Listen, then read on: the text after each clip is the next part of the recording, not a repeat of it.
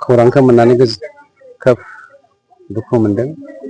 गोजोननाय दङमोन जोंहा बिथांखौ लानानै बेंटल हालाम हिसाबै बिथाङा जोंनि थाखाय सासे मडेल सुबुंमोन। मोनसे समाव बिथाङा बर' साहित्य सभायाव खामानि मावनायजों लोगोसे बा गोबां लिरगिरि हिसाबै गावनि सिनायथिखौ होनायजों लोगोसे जोंनि बेंटल हालामाव जोङो बेंटल कलेजनि थुनलाइगिरि आरो फोरोंगिरिफोरखौ लाफानानै जोङो चिरांनि बनजार होननाय मोनसे कुवार्टारलि मेगाजिनबो दिहुनदोंमोन बिथांनि दैदेननायावनो। नाथाय रांखान्थिनि आंखालाव लामा ससेयाव बियो आद्रा जानानै थादों। आरो बिथांनि जा सान्थौ आरो सानस्रि बियो जोबोद सोमोनांथाव आरो बाख्नायथावना। बे बोराय बैसोआवबो बिथाङा थुनलाइयाव आखाइ होबाय थादोंमोन। बावैसोनो बिथांनि गांसे बिजाब ओंखारनो गोनां दङमोन, नाथाय अबंलावरिनि इस्सा बुंनो हाया।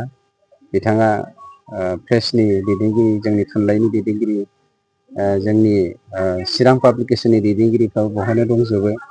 बिथांनि धोरोम बिजाब बाथौ धोरोमखौ लानानै लिरनाय बिजाबखौ पाब्लिस खालामस्लाबनो हायाखिसै। अब्लाबो जोंनिफ्राय जोङो खोब खम समनि गेजेरावनो चिरां पाब्लिकेसननि थ्रुयैदि फाइनेन्सियेलि माबायदि जायो माबायदि जाया जों बेखौ सावरायलायनानै खोब खम समनि गेजेरावनो जोङो चिरां जिल्लायावहाय बिथांनि बिजाबफोरखौ जों पाब्लिस खालामनो नाजागोन।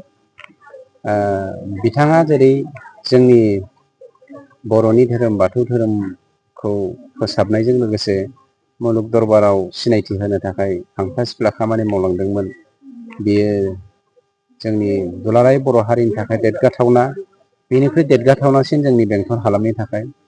गथिखे बिथांनि रुंसारि जानाया जोंनि थाखाय जोबनो गैयै मोनसे खहा। बिथांनि खहाखौ सुफुंनो जों माबे लामाजों हागोन बेखौ जों अबंलावरिनियावल' सोनारो। गथिखे गोरबोआव गाबखांनाय फैदों, दुखु मोननाय फैदों। स्पेसियेलि आं बिथांखौ गावनि गुरु हिसाबै थुनलाइ आयदाफोरखौ लानानै गोबां सावरायलायोमोन, गोबां साजेसन होयोमोन।